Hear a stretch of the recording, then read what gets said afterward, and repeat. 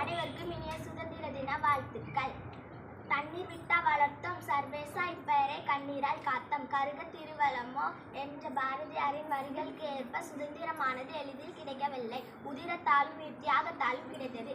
இந்திய திருநாடு 1947 ஆகஸ்ட் 15 சுதந்திரம் அடைந்தது.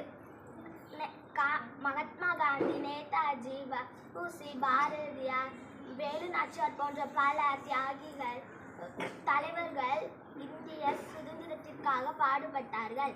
பல தலைவர்களும் தியாகிகளும் இருந்தாலும் தங்கள் இன்னுயிரை தியாகம் செய்து நம் அனைவருக்கும் சுதந்திரத்தை பெற்று தந்த புனித நாள். இந்திய போராட்ட தியாகிகள்